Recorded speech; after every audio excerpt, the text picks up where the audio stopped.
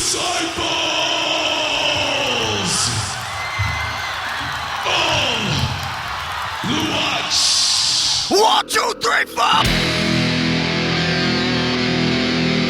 4. Welcome to the Disciples of the Watch podcast, where we talk rock and metal and play tunes from independent artists from all over the globe.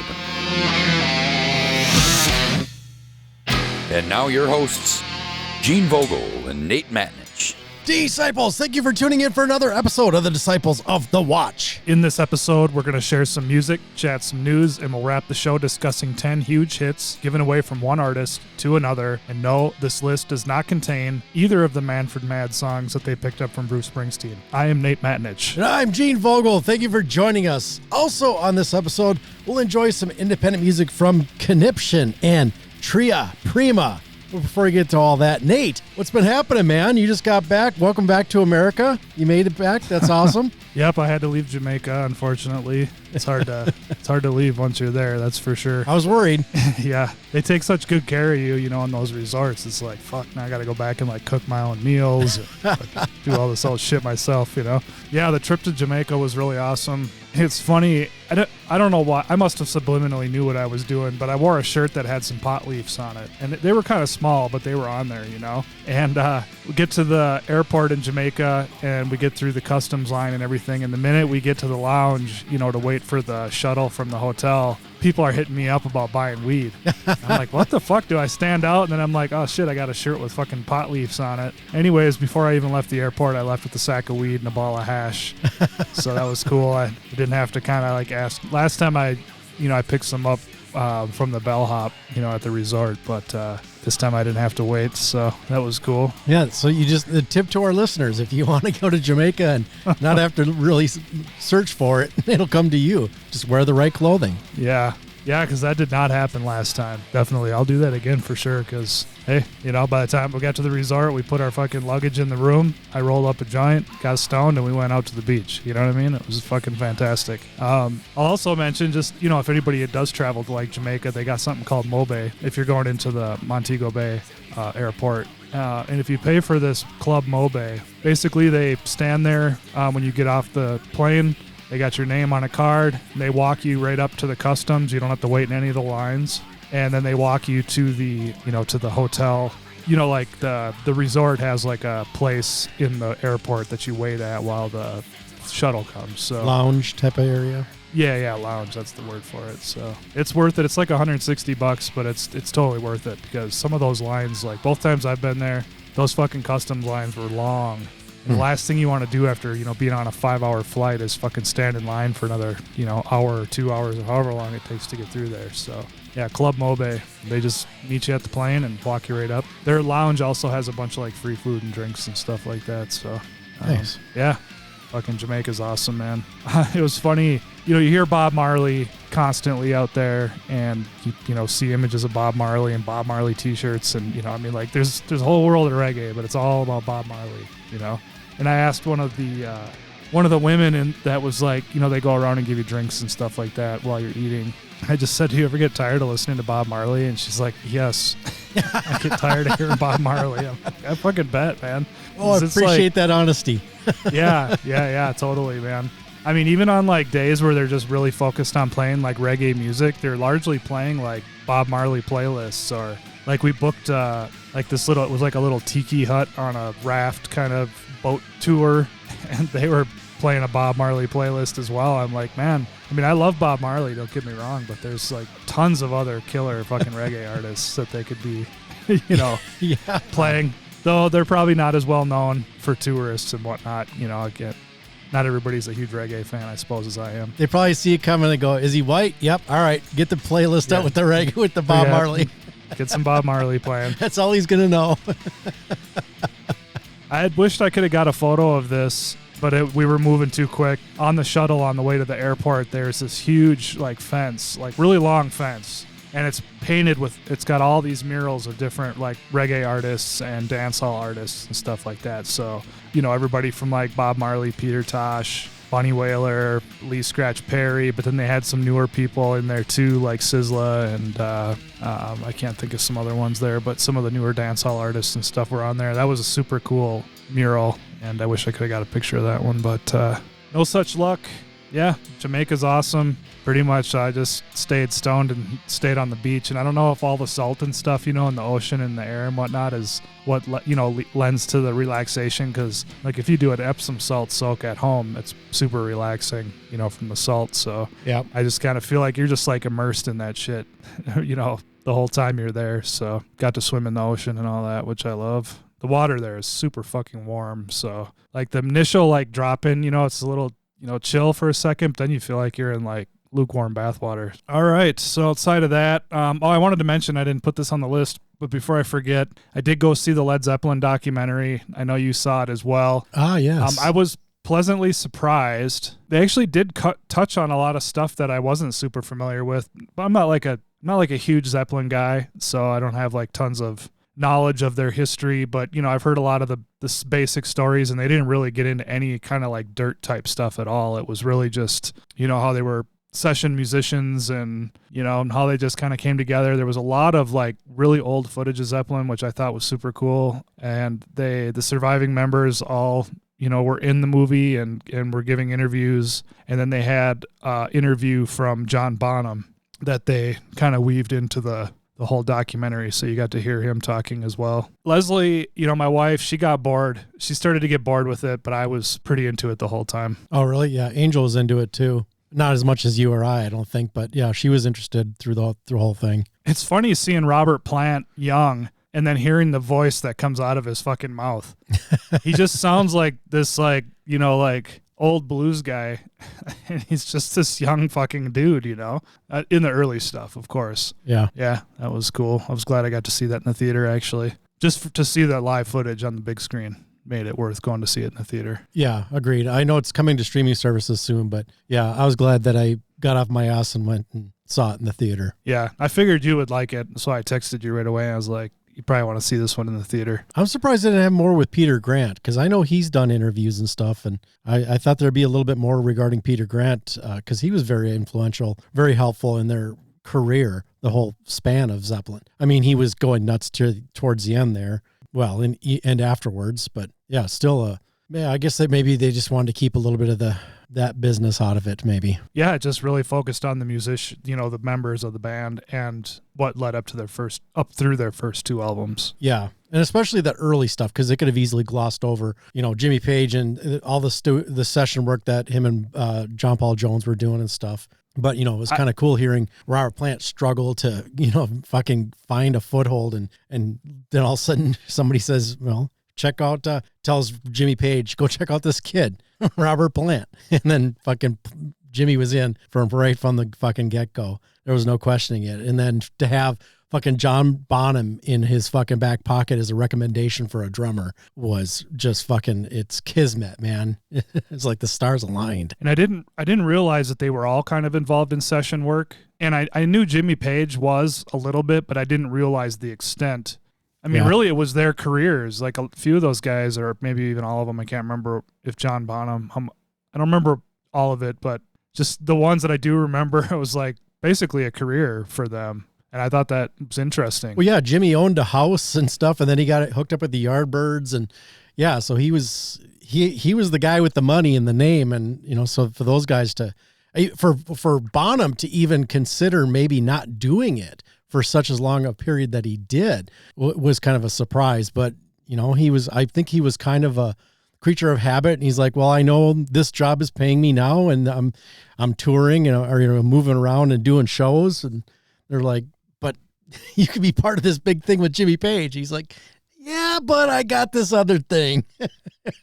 And it was Robert Plant that really said, hey, you need to get Bonham in this band. Yeah, exactly. Had him in his back pocket and just like, this is the beast. This is the guy.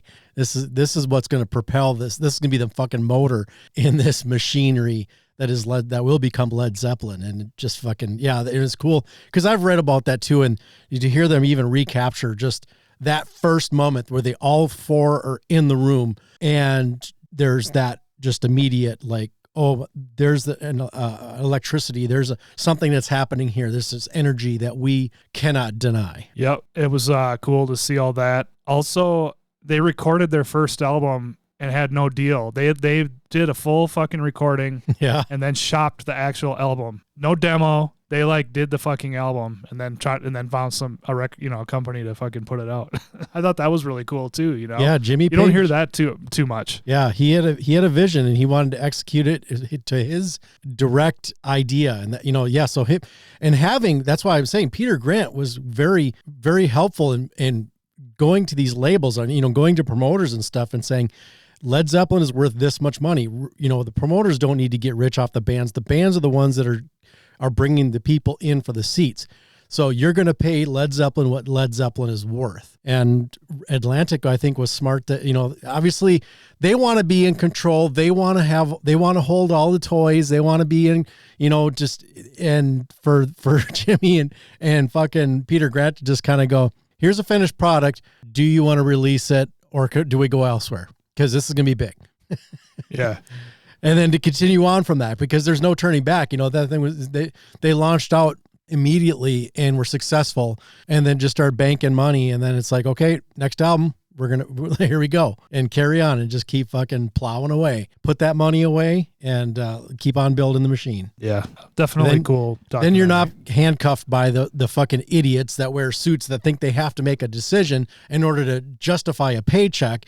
It's like, sometimes I understand, yes, people at record labels can get things right and they can make good recommendations, but there's so many times where bands have taken that advice and it's like, who the fuck greenlit that album cover? Oh, fucking Metal Church. They've had, that with the record label and shit, and the Scorpions, and how many other bands that you can think of that had just horrendous artwork and stuff or direction, from record labels. How many of them, especially in the 90s. Okay, everybody, you gotta sound like Nirvana and Pearl Jam. We're fucking Slayer. Still, could you guys do what those guys do? No, we're fucking Slayer. We do what fucking Slayer does. We're not going to try to sound like fucking the new thing that's hip right now, because we have a legacy and we're going to continue that. But the labels, they want that fucking Nirvana song. Come on, Tom, can you write something that sounds like you're ready to kill yourself and that you're unhappy and your mom took away your fucking room because she found some weed in there? No, I'm fucking Tom Araya from fucking Slayer. I'm not going to write that kind of shit with my acoustic guitar and my unwashed hair and my fucking meth addict girlfriend. What the fuck? But that's your record labels. That was really elaborate. Nice breakdown. I wanted to really paint a picture. Yeah, man. Well, there you have it. It's an awesome documentary. Yes. Yeah. I'll probably watch it again when it's streaming. I don't know where it's going to be streaming, but I noticed it came up on one of my feeds. I didn't click on it, but yeah, I saw streaming information regarding, it's like, well, I've seen it and I'll definitely see it again. I don't know if it's one of those things that's worth buying or not. I think I'd rather buy more records or something. Yeah. I'm still working my way on all the remasters that Jimmy Page put out. I think I'm up to Led Zeppelin 4 is my next target. Okay. I've got everything on vinyl. They're not on my list I don't need their whole collection. I've got a few of their albums. Oh, I've got everything. I've got it all on vinyl, but I'm working my way on rebuying everything on the remixes from Jimmy Page. He appreciates your contribution, I'm sure. I'm sure he could use the cash. I mentioned last episode I was, going to be buying a house, which I would have been moved into actually by now. But yeah, it's funny. It's just funny how life works. But it was an old house, and the guy that renovated it, lived in it. There was a lot of like code issues and things like that, and we were kind of willing to overlook a bunch of it. But then it actually came down to the electrical panel. It's like the original from like 1950, and the guy was just like adamant about not fixing that fucking panel, and we were having problems finding an insurance company that would insure the house with it, being that way. And then their realtors were like, because there's two realtors, and they're like, we've never in our fucking life have we heard of an insurance company asking about electrical panels. And I'm like, I'm not making this shit up. You know what I mean? These motherfuckers are asking me, how old is the panel? I guess when you say the house was built in 1950, they have a certain set of questions they ask you, you know what I mean? I would think so, and yeah. And I went into this same thing with my house in Minneapolis when we bought it. It was built in 1945, and it had the old like screw-in fuses instead of a a breaker panel. So I ran into the same exact situation there. They had to replace that panel because we couldn't get insurance, and if you can't get insurance, you can't close on a home. So anyways, long story short, the guy was pushing back. We were trying to negotiate a deal, and then I just started to look at finances, and I was like, you know what? We could do this, but we're going to be fucking house broke. And I did not want to go into summer just being stuck at home. And even shit like, I was already like, I probably wouldn't even be able to buy records or anything for a while. And I'm like, fuck it. I don't want to be that strapped, you know. It's just unfortunate because I had an oversized 2-car garage that was, insulated and finished and had fucking heaters in it and a swamp cooler for the air conditioning in the summertime. And I was just like, I was obsessed about that fucking garage. But there'll be another Did it one. have its own electrical panel in the garage then? Yeah, and that was all nicely done. Right. So, yeah. But he wouldn't have changed all the original. No, and you know what's funny is we pulled out of the deal, and they ended up doing the electrical panel and a radon mitigation system because radon is really bad out here, which is a cancer-causing gas. In case people don't know, it's real prevalent in Colorado for sure. And then they also did there was an issue with the sewer going out into the street. It was like a clay pipe going to a PVC, and it had shifted, so there was like a kind of like a gap in the pipe or something. So anyways, they ended up fixing a bunch of the issues that we had. And looks like they're going to be selling it. But ultimately, I just think it was all like, gave me a little bit of time to kind of review the whole situation and realize like, fuck, maybe we better not do this right now. So I'm in a nice place, you know. It's just we have a 1-car garage, and I got my 2 motorcycles all shoved in the corner in there, and then Leslie's car. And it's a pain in the ass to like take my bikes out when I want to go for a ride. And it's a condo complex, so I got neighbors really close. It's just a few of those things that kind of are irritating for me personally. I like space and privacy, but I mean, really, this place is like 1,700 square feet, and it's completely finished, and it's a really nice condo. So I thought, fuck it, we'll ride it out at least another year before we take another shot at this. Yeah, it's kind of probably a good thing that you had that back and forth to kind of cool you down a little bit and make you think about things. It's like, you're putting a condom on after closing time, and you realize as you're trying to unroll the damn thing, you're like, oh, this bitch is ugly. I should probably just go home. I'm going to get out of here. Yeah, this isn't working out. I can't get hard. The condom's not working. I'm out. I'm out. A couple other things I'll mention. Wu-Tang is going to go out on apparently their final tour as a full group. Huh. I got tickets. And funny, my wife Leslie, she wanted to go with. So we got tickets. It's at an amphitheater here in Colorado, not at Red Rocks. Unfortunately, that would have been really cool. But it's at an amphitheater. We got seats, and it's on July 4th. Pretty stoked about that we actually even have like real plans for the 4th of July for once. Cool. And kayak season's coming. And, I've talked about this probably, every spring since I've gotten into this, gotten into kayaking, but we, Leslie and I both really fucking enjoy it. So we're both excited. And last year I bought a hard shell kayak versus the inflatables that we had been using. Yep. And now I bought a little electric trolling motor that just hooks up to like a lithium ion battery so that, we can basically we can just have a little motor to push our kayak around the lake. But I mainly got it for like, cause sometimes the wind kicks up here like really fucking strong, and you can't row against that shit. So I thought it'd be nice to have a motor to like at least if we need to hurry up and get back to shore. So yeah, got that coming. So that'll be a nice upgrade to our whole experience. Interesting. Yeah, man. What's new in your world? Yeah, well, you covered the Zeppelin thing. I'm glad you mentioned that because I kind of forgot about it. Because it's been a while since we gotten together to chat. But it's same. A lot of the same things, just working and just pushing through. I did get out to a couple shows though. I went and saw Hill Crosses at the Minnesota Music Cafe. Are you familiar with that one out on Payne Avenue, St. Paul? Yep. Okay. Yep, I've been there a couple times. Yeah, it feels like it's backslid a little bit. I think they're feeling the crunch. It's not as nice as it used to be, and it's still a great place. And I'm glad they're doing metal shows there on occasion. So, but it was nice to get out. I took the next day off of work and I got down there early, went for a walk kind of along the side there, and had actually found a brewery accidentally. And I was like, well, I'm going to pop in and get a pint, and then I'll head back to the club and then go get myself situated for the show. And nice to catch up with a few people that were there as well. And then this Sunday I was at the Brian Owens tribute at the Caboose. Saw a bunch of people there, hung out, and had some enjoyed some music. Didn't stay the whole night though, which sucked because his band Krog was going to be the final band of the night. And it's like, oh, come on, man, put Krog in like the middle, so that way if people need to get home, and I didn't need to get home, but I was getting tired and I was just kind of getting antsy. And it's like, it's funny because I have it in my notes because we're planning this trip to Scotland too. And I'm kind of stressing about it, and I'm not stressing, but what's the word I'm looking for? I'm feeling like a little apprehension, or just feeling like, oh God, here it's coming. It's going to be here in roughly a month, or a little over a month. And it's like, am I becoming a fucking hermit where I'm just like, I just need to stay home all the time? It's just, it's weird. It's kind of opposite.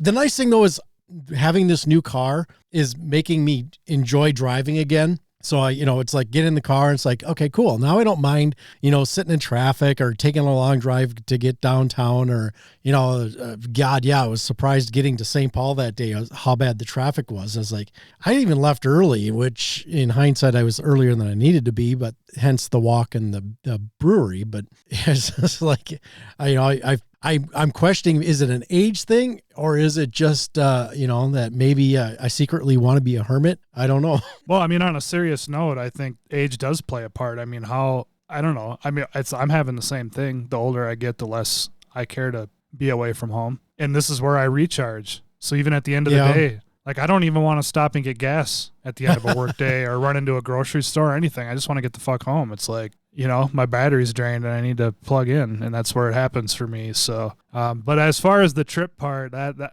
I don't like on the way to Jamaica, I couldn't wait because I knew how relaxing it is, but I don't know what your trip itinerary is. If it's all busy and you're constantly got stuff scheduled, then it's just like being on another fucking job in a way. Yeah. And I know there's stuff planned. And because we're going with a group of people in there, and we're, renting a bus, a short bus, renting a small, travel van or whatever, but with a driver. So there's plans in place. And at some point we're going to have to take a train back from like one part of Scotland to the other side, and Angel's already, she got the tickets set up. So that way we're covered, because it's like, we're traveling as a group and we're staying at these hotels as a group and stuff. And I think probably even get a little bit of a price break by being, a group of, I don't even know how many people it's going to be, but they're AA. A lot of these people are in AA. So that's how they met. And it's Angel's sister and her husband that got in with this group, because he's in AA.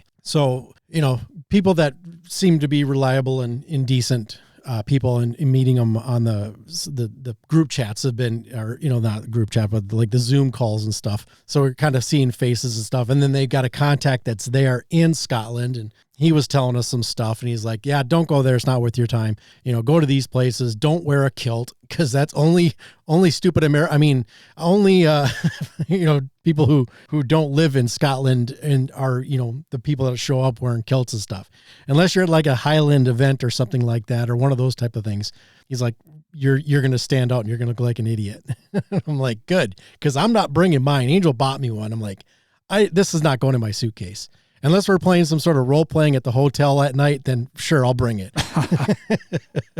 But other than that, it ain't gonna be something I feel comfortable wearing out in Scotland, for Christ's sakes. Yeah, that's funny. It's great that somebody said something to you, but like in Jamaica, you can buy like these Rasta hats that have like fake dreadlocks hanging off of them, and like they sell them there and stuff. But I'm like, who would actually buy this and then wear that around? You know what I mean? Like, this is, dreadlocks and stuff are culturally significant for the people who wear them. And I just think to have it as like some cheap touristy thing. And I just feel like the kilt could kind of be along the same lines as that, Yeah, it's like culturally specific for those folks. I don't know. Significant. Yeah. So it's almost like a dumbing down, or the capitalism of the idea. It'd be like going to the Vatican and they're selling you gloves with nails in them, going through the back and the front. Funny. Yeah, the good luck getting that through security, flying back. But I am looking forward to it. But it's just like, it's like I'm not. My work shit's gonna pile up. and obviously the podcast work is going to stop, and, because we're going to be there for a week or so. I forget even the itinerary as far as that goes, but plus it's the traveling, we got to go to Amsterdam, and then we got to go get on another plane and then take us over to Scotland. And then they got, you got to go through all these fucking hoops, and it's like, I just hate that part of all of it. But I'm sure once we get there, and, it'll be cool because it's going to be new and it's going to be different, and it's something we wanted to do. I've been wanting to get to anywhere in the UK or in Europe in general since I was a kid. And, so this is an opportunity that came up, and it was like, well, it'll be kind of cool to do, and let's do it. So I know I just got to stop being a little bitch about it and just deal with it and prepare for it. Yeah, the travel part of it does suck, though. Yeah, I know. You're going to have a long trip, too. I didn't even think of that, but... Yes, exactly. Jumping over, from the flight to from Amsterdam is obviously they got big of a deal, but it's just the whole processing part. And they're like, you got to have these documents, or you got to do this, and you got to... It's like, can I just get the body cavity search? Can I just sign up for it? Can we just get that out of the way? Maybe that'll loosen my ass up or something. I don't know. Literally. Yes. But it was nice to get to some local shows to kind of wrap everything up on that. Job's going pretty well, and surviving there. It's busy as hell, and it's like there's always way more work than there is time. And I've stopped bashing my head against the wall trying to make it work, because it's like, it's just not going to. I am one person, and now we've got a new person in, and she's trying to give me more work,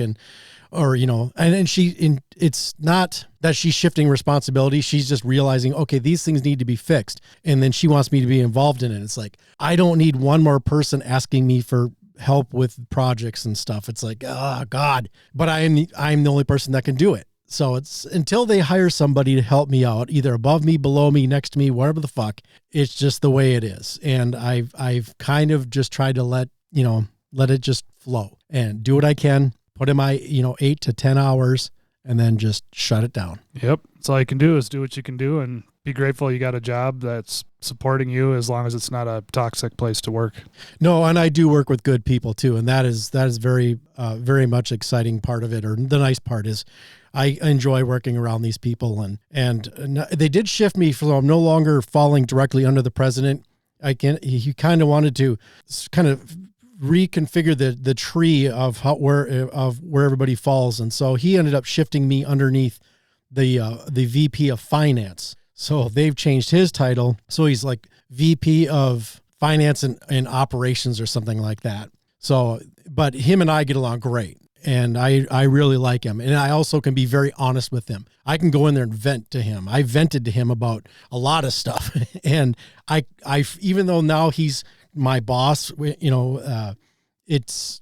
been no change to the relationship. And he even told me, he's like, just keep doing what you're doing. Nothing between us is going to change.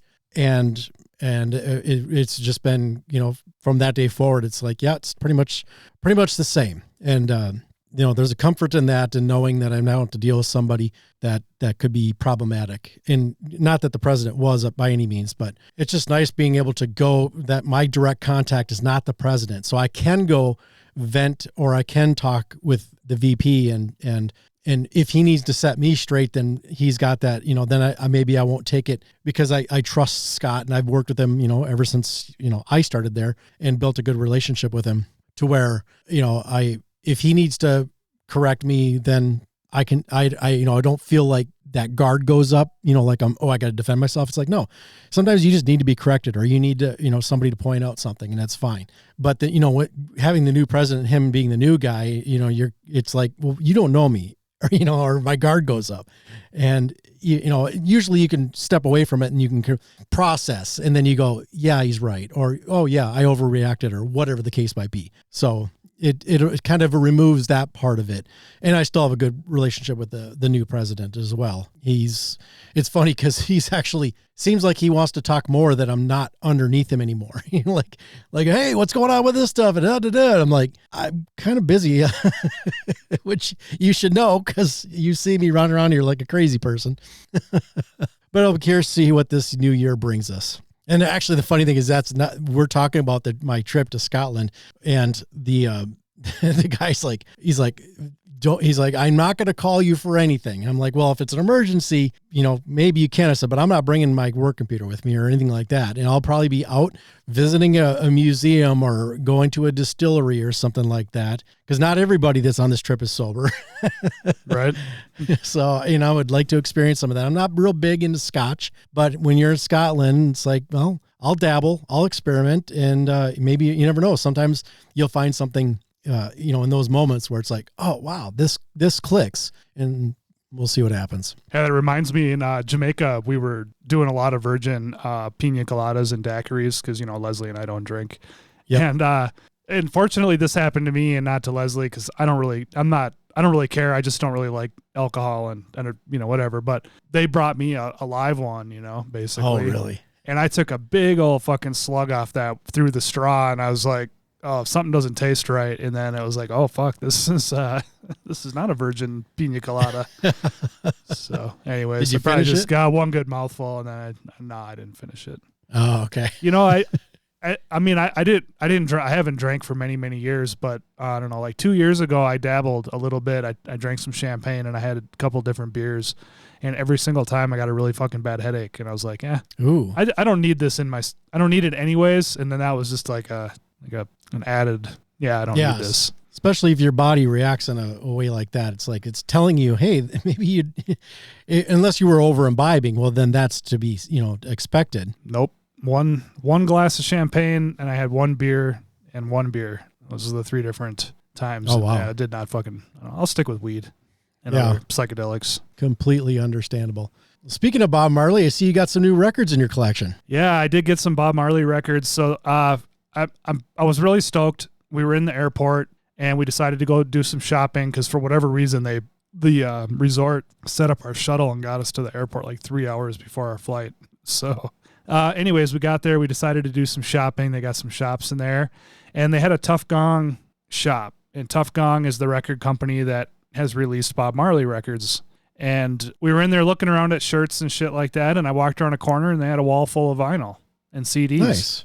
So I bought Bob Marley's Confrontation, which was released after his death, and then I bought his album Survival. And Survival is not coming up in Discogs, and then the runoff number just says Survival Really? A and Survival B for the 2 sides of the record. So that one, I don't know if it's like, I'm sure they're both reissues, new ones, but I don't know if this one's been logged by anybody into Discogs. But Confrontation comes up as a Jamaican release, and I've wanted to get some reggae records that are actually Jamaican releases. So I've got a couple, and I thought it was really cool. If you haven't been, I'm assuming this is this way in a lot of countries where there's really heavy poverty, but like, at the resort, there's all these like people that make crafts and stuff like that. And they have like both on the resort, they let certain people set up little shops out on the beach, and you can go up there and you can buy stuff, t-shirts, paintings, carvings, all this type of stuff. And then down the beach, like if you go past a number of resorts, there's a whole section that must be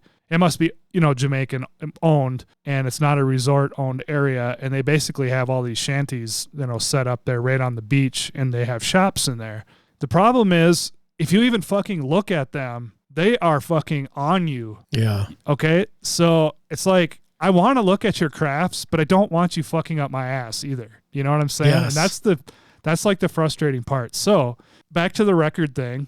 We're in the fucking airport now. Okay. I'm not on some beach somewhere. We're in this airport, and this woman would not leave our fucking side.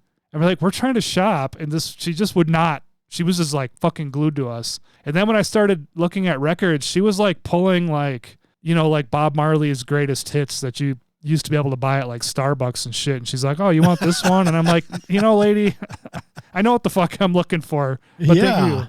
Anyways, so I don't know. It's probably somewhat of a cultural thing out there and whatever. And maybe she's just trying to be nice, but I was like, I'm not just some casual fan, you know what I mean? And I'm trying to build my actual collection, and no, I don't want some fucking greatest hits full of fucking radio Bob Marley songs, the overplayed stuff that you just heard from all the different places you visited while you were there. Yeah, for a whole week straight.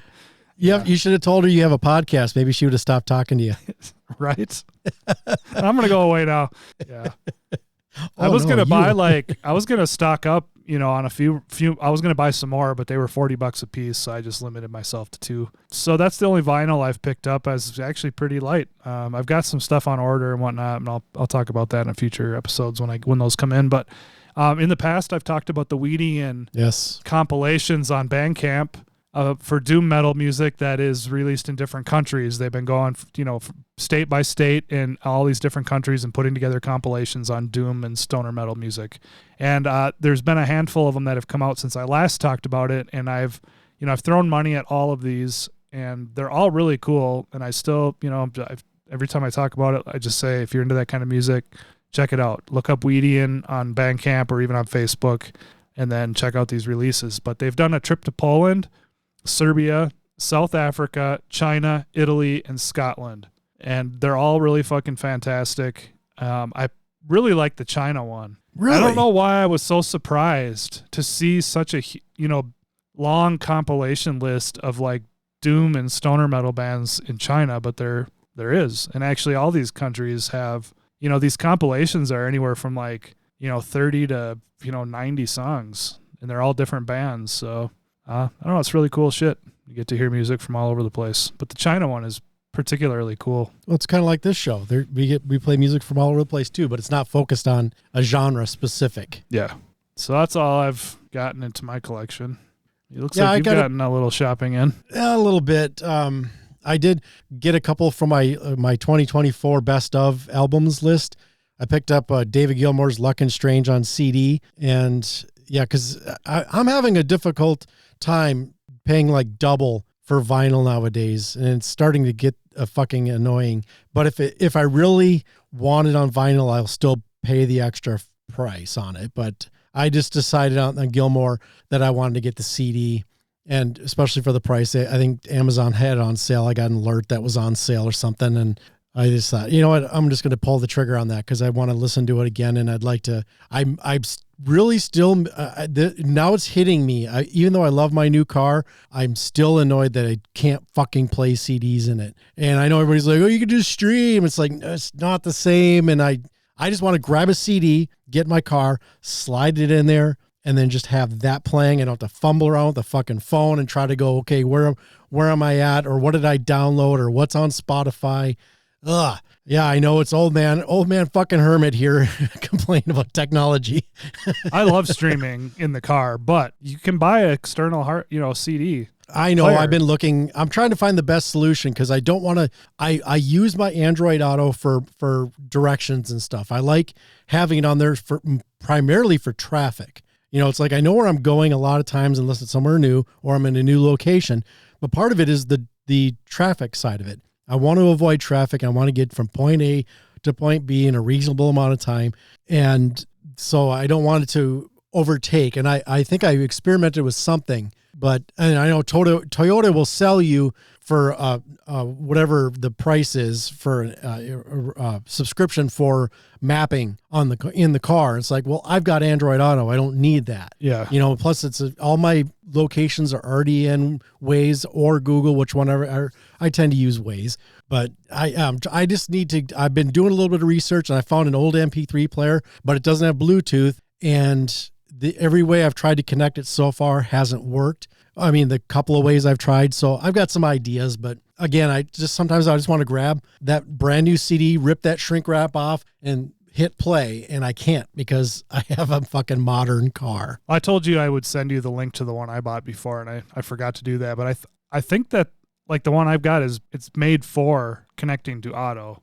So I don't know if it's got different kind of software in it to connect with, like your USB input in your car. And I don't know what you have in yours, but funny thing, I just went in my new car to listen because I was going to listen to Body Count and Sam Hain. I was like itching to hear them both. So I grabbed the CDs that I've got, put the thing in my car, and boom, my new car only has USB-C connectors now.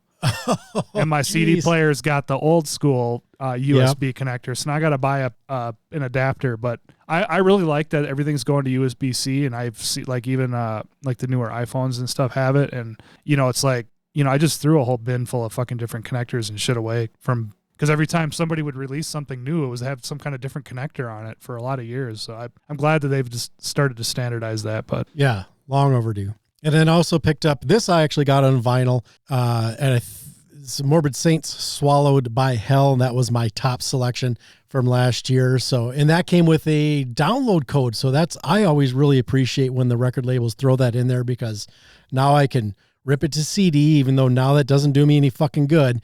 But at least I got the code. I did download it, so I've got it on my computer. I can listen to it while I'm working on my computer at my desk. But yeah, I threw it. Actually, yeah, I threw that one on that little MP3 player device, which is a high quality one. It's made for audio files. It's roughly the size of a iPod, and it holds a lot of stuff, and you can put external memory cards into it. But it only has a headphone jack, or that 1/8 inch jack in it. It doesn't have the Bluetooth. It's an older model. And I don't know, I was contemplating trying to run it through my phone. Like, if I can connect this through my phone somehow, is that going to be the best to work with Android Auto? But again, I haven't done a whole lot of legwork into it, but especially when I get to my last one here, that's where it really, the last thing I'll mention here, that one really kind of made me pissed off that I didn't have a CD player anymore. But moving forward, this was Judas Priest Killing Machine. Now, I think I have the American version, Hellbent for Leather, but this was the remix, or remaster, I'm sorry. I think it's a remaster. But at any rate, I saw it was Killing Machine, and it was on sale for a good price on vinyl. So I thought, I'll just grab that, and then I'll have to go through my collection and see. Because I was checking Discogs, I'm like, I don't have Hellbent for Leather? I'm like, have I not gotten around to buying that yet? So I thought, screw it, I'm going to pick up Killing Machine anyhow, and then that way it's in my collection, and I'll have both versions. I'll have the one that says Hellbent for Leather, and I'll have one that says Killing Machine on it. And this was one I didn't even know existed until it came up on Reddit. I have a Reddit group that talks about vinyl deals. And this was one that was a vinyl deal that was on sale. And it's a Momentary Lapse of Reason from Pink Floyd. It was remastered. It's on 2 vinyl, and it's got some other bells and whistles involved in there too. I haven't even cracked that one open yet. I was hoping to listen to that today, but then I got busy and didn't get to it yet. But yeah, I'm looking forward to cracking that open. Maybe I'll wait till Angel gets home. She's coming back from California today. So, and she's a Pink Floyd fan. So that might be one I could listen to, her and I together, and enjoy it together. And then finally, moving on, is Metal Church, the Electra Years box set. And this has been on my radar for a while, and I wasn't sure if I wanted to get it because I've got a lot of this on CD and I've got the vinyl, but these are these are remastered, and it's just all the first three albums in one box or one set. So I thought, screw it. I was feeling generous and feeling like I needed to buy something, and I think it may have been on sale, but I don't remember. And so I picked that up. But that's where I was like, I think I was driving to the radio program, and I'm like, God, I really want to listen to that fucking CD, but I can't because I don't have a CD player in my car. I'll get that figured out someday, though, Nate. So someday we should probably. I was gonna say, with as much work as you're trying to do to make this MP3 player and stuff connect to your phone, to connect to your car, just use Spotify. I mean, it is pretty awesome. I mean, all right, if you got a hang up about Spotify because the douchebag that's the owner or whatever, use Tidal or Bandcamp or something. But Bandcamp, you can't build playlists and stuff. What I like about Spotify, and I mean, you can even sometimes I just put I put the first two albums from Metallica, Slayer, Megadeth, Anthrax, Overkill, Pantera, all in one playlist. You know what I mean? Just shit like that. Just put the whole album in there and just listen through it or whatever. Anyways, I don't know. This just seems easy compared to what I need tried to do. Right. The only reason I grabbed the MP3 player because I'm not using it anywhere else. And I thought, that might be a good, until I get a CD player fit. Because ideally, it's a CD player. Sometimes I'll go through and I'll look at my collection and a CD will jump out at me. I'll be like, yeah. And I'll grab that and I'd bring it out to my car and, for the next day or so, that's what I'm listening to as I'm driving to work. And, I miss that part of it is, instead of just flipping through the catalog of almost everything that's ever been released, on Spotify, it's like I sometimes I just, I get a new record or a new CD and I want to listen to that.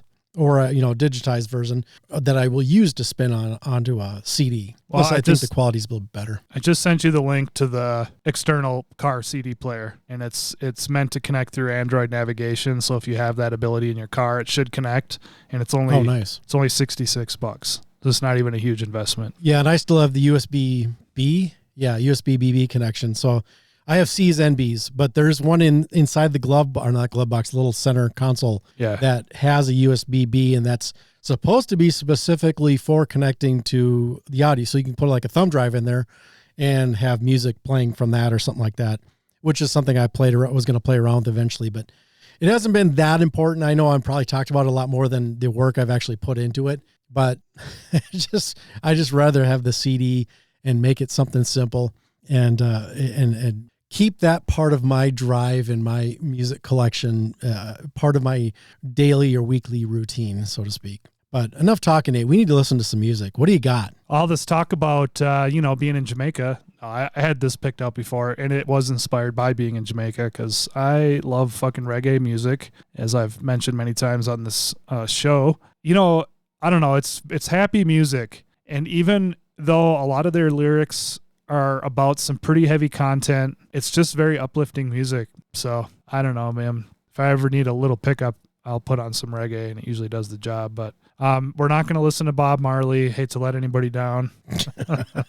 Done that before. We've done some Bob Marley over the years. Yeah. But I picked Culture, the group Culture, and their first album, Harder Than the Rest, has a song called Iron Sharpening Iron. And this is almost always in a reggae playlist when I'm putting it together. I just think it's such a killer song. And so that's what we're going to listen to.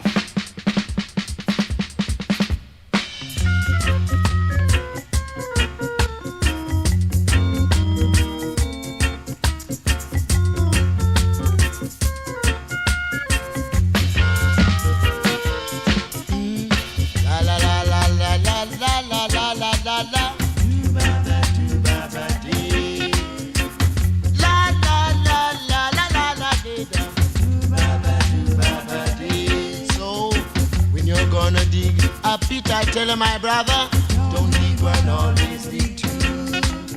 When you're gonna dig a pit, I tell my brother, don't dig one, always dig two. Be careful of the things you do, the everyday words you speak.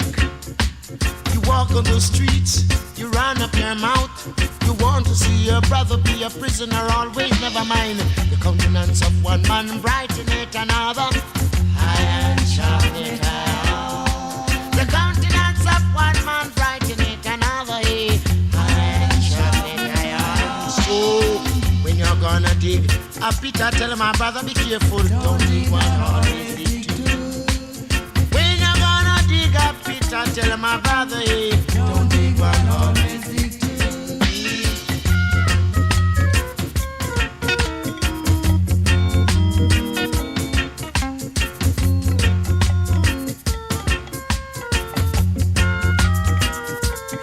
Careful of the things you do, the everyday words you speak. You walk on the streets, you run up your mouth. You want to see your brother be a prisoner always, never mind. The countenance of one man brighten it another. Iron sharpening iron. The countenance of one man brighten it another. Iron sharpening iron. Do when you're gonna dig a pit, I tell my brother, don't dig one, always dig two. When you're gonna dig a pit, I tell my brother, be careful, don't dig one, always dig two. Trial road, tribulation road belong to I. Trial, my brother, trial. Although the road may be full of tickle and torn, trial, my brother, trial. Not to trade, get the hardest thing to do all the time, trial, my brother, trial. Please, when you're gonna dig a pit, I tell my brother, don't dig one, always dig two. When you're gonna dig a pit, I tell my brother, don't dig one, always dig two. Be careful of the things you do, the everyday words you speak. You walk on the streets, you run up your mouth. You want to see your brother be a prisoner always, never mind. The countenance of one man brighten another. Iron sharpened iron. Countenance of one man brighten another. Iron sharpened iron. So when you're gonna dig a pit, I tell my brother, don't dig one on it. When you're gonna dig a pit, I tell my brother, don't dig one on it.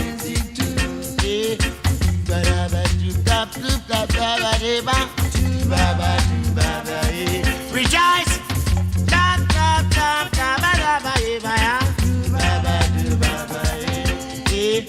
When you're gonna dig a pit, I tell my brother, don't dig one on it. Trial road, tribulation road belong to I and I. The road to Zion is not so easy.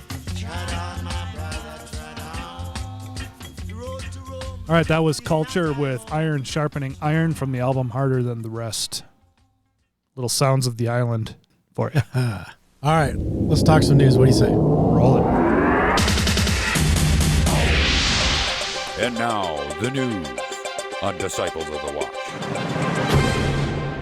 All right, first up, Nate, I don't know if you were familiar that Warren DeMartini was going to team up with Stephen PEARCY for some of Stephen's solo shows. And of course, obviously, they're going to play RATT, because even Stephen PEARCY solos can be playing RATT, because that's what everybody, a lot of people want to go and hear. Not that his solo stuff is bad or anything like that, but he's going to reach more people with the RATT material than he is his solo stuff, except for maybe the hardcore fans. But now Carlos CAVAZO is going to be joining them. And for those of you who aren't familiar, Carlos was on, well, first of all, he's from Quiet Riot and Snow, but he was on RATT's last album, and that's Infestation, which got a lot of people excited for RATT. And of course, they haven't recorded anything since, but he was part of that album. And apparently him and Warren have a good relationship. And so for him to be coming out to participate in this, because PEARCY said he's not going to do a RATT thing unless everybody's involved, which includes the drummer that nobody likes. But he wants to include Bobby. He's like, if we're going to do RATT, it's going to be Warren, it's going to be Carlos, it's going to be Bobby, and it's going to be the guy I'm blanking on, the bass player. Oh my God, why am I blanking on his name? I know he called him the Dancing Bear or something like that. The drummer was calling him, oh my God. Yeah, it'll come to me later maybe. But yeah, anyhow, so back to this situation. So this is being reported by Sleaze Rocks that these upcoming shows, and I have some dates here at the end of this. So it's going to be his PEARCY's solo band drummer, Blaz Elias, which, God, was he in Winger or something like that? Or was he in Skid Row? That name's familiar. I can't place where I know Blaz Elias from. And I know there's probably some hair metal fans that are going, dude, you don't know him? It's just, it's Nope. not my wheelhouse. Don't know him. I can tell you the bassist of RATT, though. Yeah, give me Juan Crocier. Yep. God dang it. I knew it. Damn it. I can't believe Juan's name didn't pop into my head. It's funny because I was talking with somebody at work about it recently too. And I was pulling Juan right out of the top of my head, and then suddenly we got the mics on and I can't fucking think. Well, good on you for knowing it at all. I wouldn't have known that.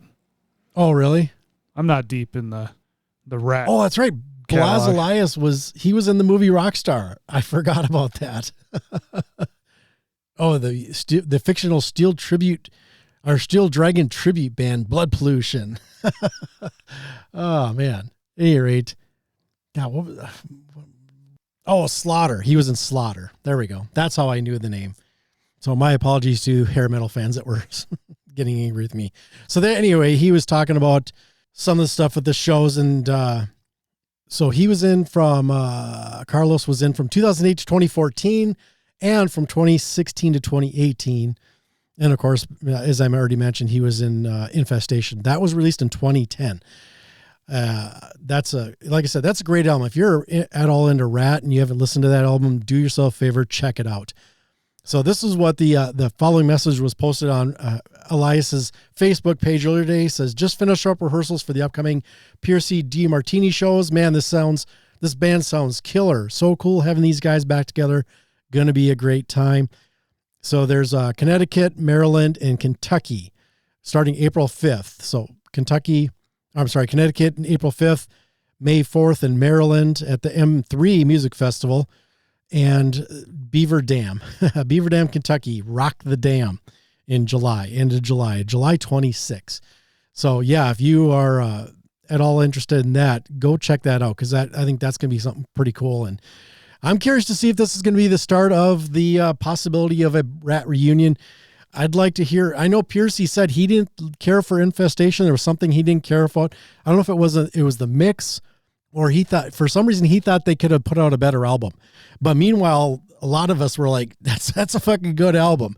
So what are you complaining about, man? We loved it. Now give us more. And then everything fell apart between him and Blotzer, and apparently him and Martini for a while, and according to what Blotzer was saying. But at any rate, I'll be curious to see if if RATT's back together. But of course, Steven's best vocal work is in the studio. You get him out of the studio and he's not nearly as good. It's the Vince Neil syndrome. You know, you gotta capture him in that sound box, and you gotta get the best take, and you gotta add the layers, and you gotta put in the reverb, and you gotta do all that shit. He's that kind of vocalist. So I'm not as curious about them, how well they'll perform live, because that might be the bummer part, is Steven's live singing. But I would be very curious to see if they're going to start recording up based off of this. And I'm done. All right. Exodus. They are working on 2 albums, not just one, according to Gary Holt. And I'm just going to go ahead and say this right now before I even get into the article. They struggled to put together one full solid album. I would caution them on trying to put out 2 albums or write 2 albums at once. It sounds like they're not gonna release them at the same time. They're gonna put one in the can. Yikes! Wait, so they're not gonna do like a Use Your Illusions 1 and 2? Doesn't sound like it. That's another example of an album that could be pared down to one album. Yes. In a new interview with the Chuck Shoot podcast, Exodus guitarist and main songwriter Gary Holt spoke about the progress of the recording sessions for the band's follow-up to 2021's Persona Non Grata album. He said, as transcribed by blabbermouth.net, "We've been in the studio for 2 weeks now. Tom Hunting has wrapped up the drums. We've set ourselves an ambitious goal on this record," he continued. "We're recording 2 albums right now. We are a couple songs shy from hitting our total goal of having 2 albums of crushing material. No filler." He says no filler, so I'm going to be curious to see. He goes on to say, "We figured if we have the songs, let's record them. And when it's time to release the follow-up, it's done. It's in the can. The chances are by the time we get to that point, I'll have new stuff, so that'll have to be included. Oh, this is so good. But then we go into the studio for 2 weeks, not 2 months." Asked by host Chuck Shoot if that means Exodus will release the first new album when it's ready and wait for a while before putting out the second one, Holt said, "Yeah, we'll keep the second new album in the can, ready to go, and we won't have any downtime. We're not getting any younger. We may as well work as well. We may as well work a little extra hard now while we can." Kind of like what Kerry King was saying too. He wants to get that second album out right away. Yeah. Instead of resting for too long. As for when the new Exodus LP might see light of day, Gary said, "We're shooting for a spring release of next year, like late winter, spring. We're hoping to get it done this year, get it out this year, but we would have to rush it. And since we're trying to record 20 to 22 songs, we needed the time. It's going to be worth it in the end. The shit is fucking phenomenal." Holt added, "We're definitely a hard-working bunch. We're not afraid to bust our ass, and it'll save us some work down the road. In between that little break between albums, we'll be able to relax a little. Maybe I can finally go on a vacation. I've never had one." This past January, it was announced that Exodus has parted ways with longtime singer Steve Zetro Sosa and was being rejoined by Rob Dukes. And there's some information here, which I'm not going to get into because we've already talked about this transition of them swapping singers out again. Yep. But yeah, he's back in the Rob Dukes is back in the booth on the vocal duties, and we'll be curious to see what they come out with. What do you think the chances are that they, before that second album is released, they fire Rob Dukes, bring Steve it back in, and have him re-record vocals on the second album? I was going to say, as I was reading it, I was totally thinking that. So we are on the same fucking page with that. Fuck, yes, we are. Man. You heard it here, folks. If it happens, we are soothsayers. We are Nostradamus up in this shit. You can plan your fucking future on this podcast. Hell yes. Well, speaking of future, Nate, here's one I was kind of bummed about. At first, I was like, "Oh, this is interesting," and then of course, you know, the news cycles. As soon as there's a peak in news, like all of a sudden everybody's talking about this thing, then people who are involved in it come out and go, "Yeah, that's not really what it is." And it's like, ah, shit.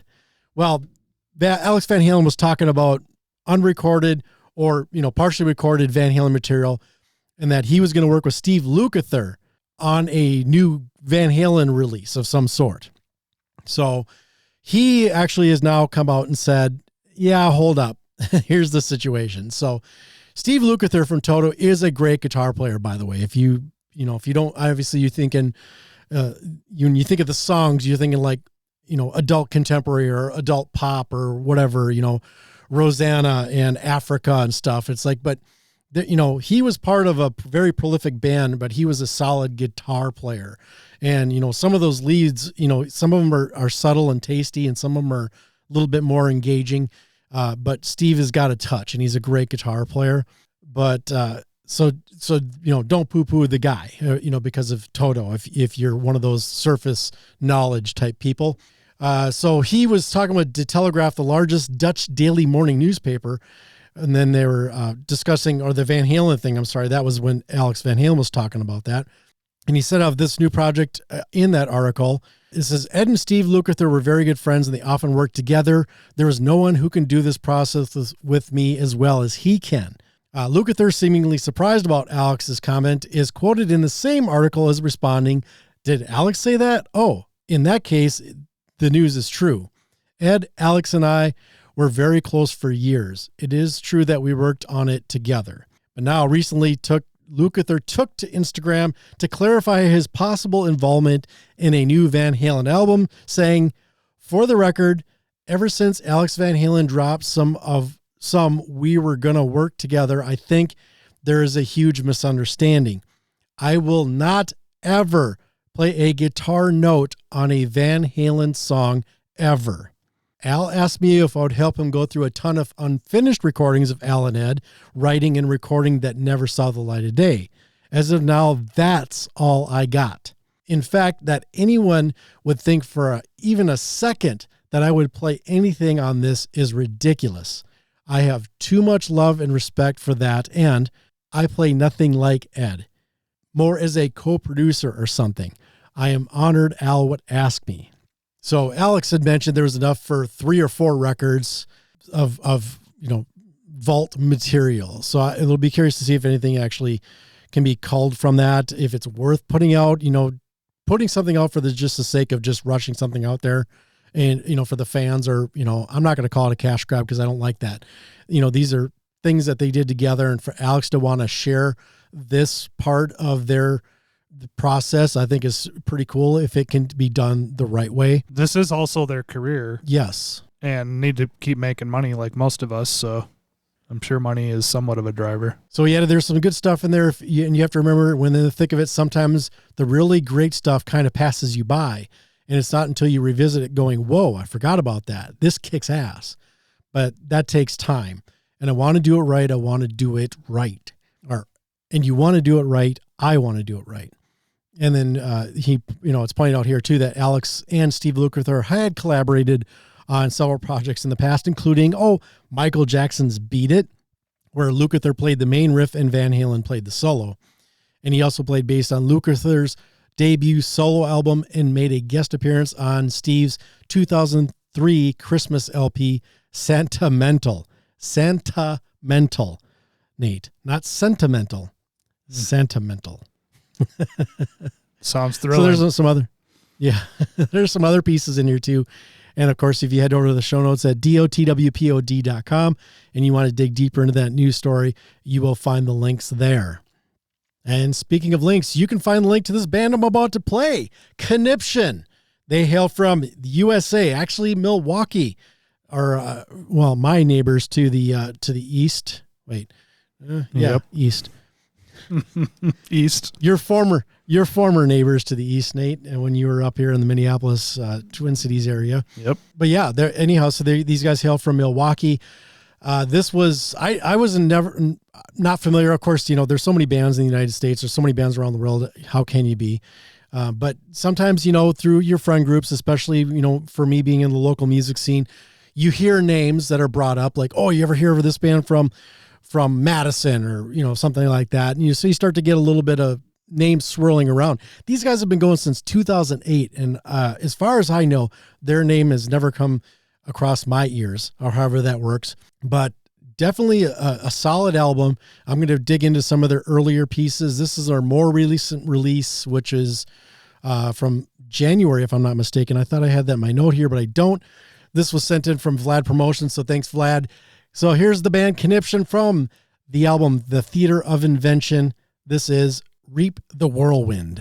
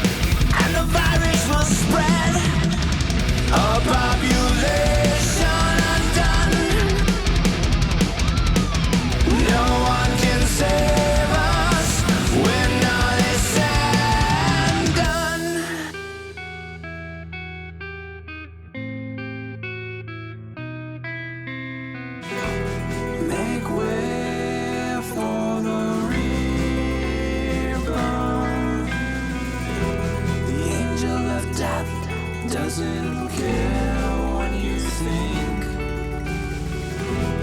Make way for the end. She's coming for us all, and there's no way out alive. Make way for the people. The angel of death doesn't care what you think. Make way for the end. He's coming for us all, and there's no way out. Sow the wind and reap the whirlwind.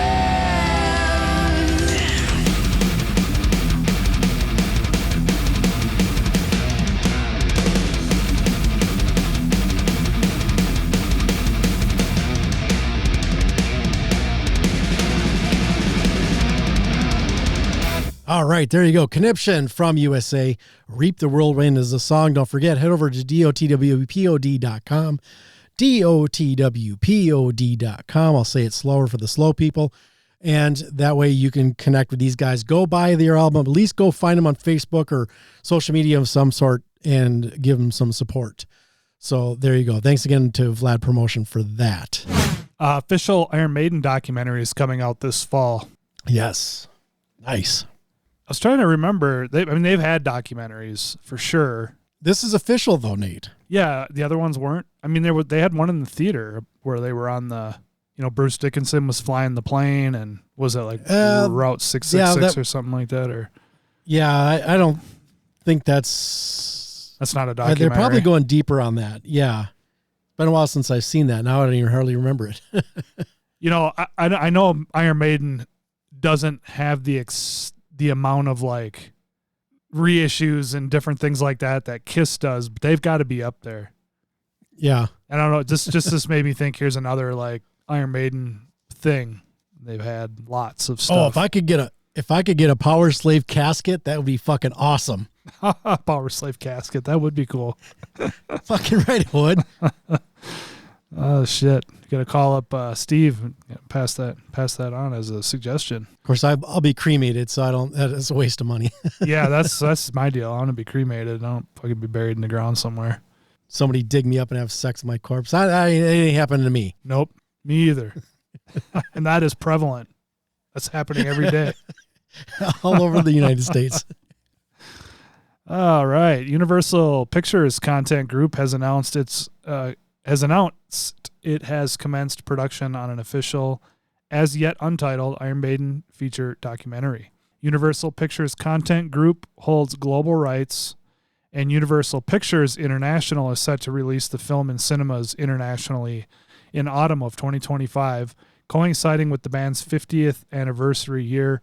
The U.S. theatrical distribution is yet to be confirmed. It's cool. It'll be in the theater. Absolutely. The long-awaited documentary is an emotive journey through Iron Maiden's 50-year history, told from the perspective of both the band and some of their most devoted followers, from long-standing superfans to established names from the worlds of film and music, such as Spanish actor Javier Bardem, Metallica's Lars Ulrich, Kiss's Gene Simmons. The documentary will also feature exclusive interviews with pivotal band members, including the final interview with former vocalist Paul Di'Anno, who sadly died last year. Featuring rare archival footage and all new animated sequences of the band's legendary mascot Eddie, the film offers a unique visual experience that highlights Iron Maiden's widespread impact and the strong connection between the band and their truly global army of fans. The film also explores the cultural movement Iron Maiden has helped shape and their enduring legacy in both music and fan culture, challenging common perceptions of the wider significance of rock, music, and heavy metal. Ron Smallwood, Iron Maiden's manager, said, "We're proud Universal Pictures Content Group has chosen to share the unique story of Iron Maiden with the world. We have given them unrestricted access to the band, our fans, and musical peers. We trust that they will excite not only music fans, but also anyone who loves a story of an underdog beating the odds to become and remain one of Britain's biggest musical exports since our first record released 45 years ago. The official, as yet untitled, Iron Maiden documentary is directed by Malcolm Venville, who also did Churchill at War, and is produced by Dominic Freeman, who also did Spirits in the Forest, a Depeche Mode film. Parker, who did Bogart, Life Comes in Flashes, will be serving as the executive producer. Parker. Just one name. Just like Cher. Yep. Or Prince. Or Lady Gaga. Oh, wait a minute. Wait. Say Flight 666. It was a documentary on the tour. So from February and March of 2008. Gotcha. And so that was, obviously focused on, the airplane and Bruce, which did you see they just cut that all up and they're selling pieces of it, of the airplane? No, but I'm not surprised. It goes back to what I said at the beginning with them and their merchandise. Yeah, it's funny. I didn't think of that when you brought it up, but now after seeing the airplane, I'm like, oh, that's right. They just cut that thing up. And some organization, put the metal to use and created collector's items for the hardcore fans. So yeah, there you go. Nate, we talked about this before, Nevermore, when they're getting back together and all that kind of good stuff, and the blowback they got when they announced they were going to be getting back together with unfortunately without their dead singer, because it's hard, to bring back your singer from the dead to record another album. Even though the fans... Oh, with AI. Well, yeah, with AI you possible. could, but no. But the sex is different. That's the problem. Right. With the corpse. Yeah. He's been gone too long. Oh God, I shouldn't have brought that back up. So they have announced we've assembled a lineup that honors our legacy while forging a new path forward. I am, for one, am all for it. I hate when people think, well, because somebody's gone, the band should just shut it down and never do stuff again. There are times where, maybe it's difficult or maybe it's a bummer, but you know what? It's not your band. It's not your business. It's not, just cool your shit. So here's what they had to say. So obviously there's that, Jeff Loomis and drummer Van Williams were talking about getting it back together. They got a new bassist, singer, and a second guitarist that have been chosen. So here's the statement. It says, the wait is over. We are beyond excited to announce that after an incredible audition process, we've assembled a lineup that honors our legacy while forging a new path forward. We want to extend a massive thank you to everyone who took the time out to submit auditions. The level of talent and passion we saw was truly inspiring, and we deeply appreciate each and every one of you who put your heart into this process. Your support and patience during this time has meant the world to us, and we can't wait to share what's next. Stay tuned. There's a lot coming your way soon. We're gearing up for the next chapter of Nevermore, and we promise it will be worth the wait. With gratitude and respect, Jeff and Van from Nevermore. They didn't announce any names though, so that's a curious thing. So I'm not sure if they're getting nameless people or if there's any names that we've heard of in the past that are going to be attached to this. Either way, I don't care. The main thing is finding the right vocalist, because Warrell Dane is going to be a hard vocalist to replace. You think of like Elaine Staley or something like that, when you have that distinctive voice and that persona. And it's Alice in Chains. They did it right. They got lucky. And of course, it doesn't hurt that Jerry's a good vocalist and did a lot of work on those albums with Lane with his singing. So I'll be curious to see what happens. Cause I dig me some Nevermore. And looking forward to seeing how this all shakes out. And if it sucks, I'll just say, I told you so. Right. Because that's what we do as podcasters. Well, this one does not suck, and that is that Witchcraft is releasing a new album and EP on Heavy Psych Sounds. And I listened to... Maybe that's what Exodus should do, is an album and an EP instead of two albums. Or just an EP. I shouldn't keep talking shit. They're not that bad. Oh, man. Anyways, they have a new song. I've listened to it on Bandcamp. I'm not sure if it's on Spotify or not, but it's called Burning Cross, and it sounds like Witchcraft. So if you're familiar with the band, it sounds like what you would expect from them. And I'm pretty familiar with their first album, and then I have not really followed them much. But I do really like them, and I will probably buy the new album. So, new witchcraft music coming next week, apparently. As announcements go, that's a fun one. The word that these Swedish vintage-style heavy rock innovators will release a new album and a new EP through Heavy Psych Sounds comes with further announcements of 2 catalog reissues for the band's 2 most recent full-lengths, 2020's Black Metal and 2016's Nucleus, both of which are issued via Nuclear Blast. It was 2012's Legend that began the band's Nuclear Blast era, now apparently over, and saw them take the forward steps to modernize their production style after the pioneering analog worship of their first 2 Sorta 3 records. We've done more out of that style than in it at this point. But Witchcraft Take 1 still looms. I have no clue what new Witchcraft music will sound like, and I haven't heard any of it. To give you a hint, I guess we'll find out next week. I don't know, this... I'm just going to say this article must be a little old because this news has been out for a little bit. I guess I didn't look at the date when I was grabbing it. But anyways, it's a good... Because you can hear what the new album sounds like because they have a song released off it, and I think they just released a second song even after Burning Cross. Though the article goes on to say, it's a good get for Heavy Psych Sounds, though, and Witchcraft joins the likes of Conan, Dead Meadow, Nebula, and of course scores of others on the roster. So everybody wins. Witchcraft are slated to appear at this year's Maryland Death Fest, which would be their first U.S. appearance since I don't know when. They were supposed to play Psycho Las Vegas in 2018. I don't recall if they actually made the trip. What's that source? Obelisk.net. Okay. I was going to say, it wasn't written like a blabbermouth. Yeah, it's from So that's February. why I was curious. I was looking at the link. It's got the date in the link. So, yeah, it's over a month old. Oh, yeah. Well, I might use this as an opportunity to grab those reissues. Oh, yeah, there you go. Speaking of that, did you see those King Diamond reissues that are coming out? Yeah, I meant to reply to your text on that. I'll probably do that just to get all those late era ones. Yeah. Oh, you're talking about buying that the package deal? Yeah, because it's got all of Nice. their it's got all of the everything from Graveyard on in one set. And I don't have any of those. I think I have Voodoo anyways. But it says Yeah, you can get them singly, or I don't know how much of a price break it is buying that package deal or not. well, it's like $187 if you buy the whole package, and then it was like $33 a piece if you buy them individually. So they're not probably too different actually, because let's see.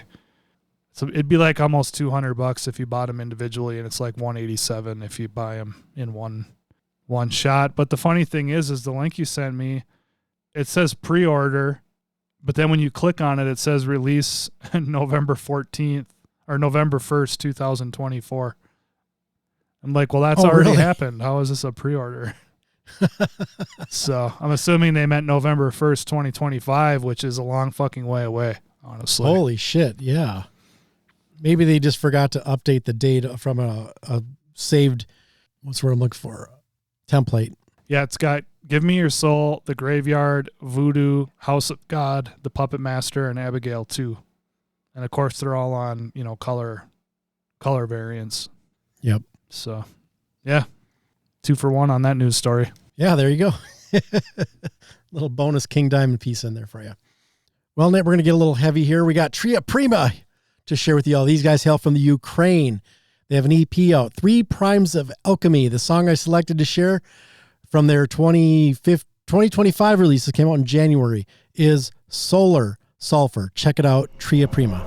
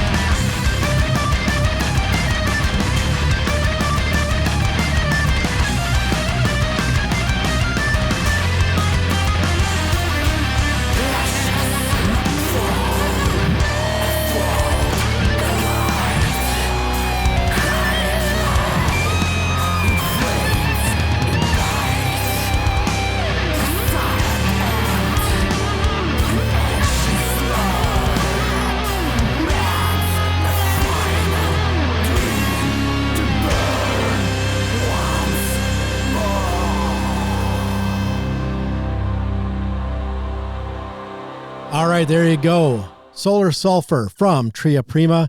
We'll have links in the show notes at dotwpod.com, and you can find that on Bandcamp. Thanks for sending that in, guys. And hey, that's the news.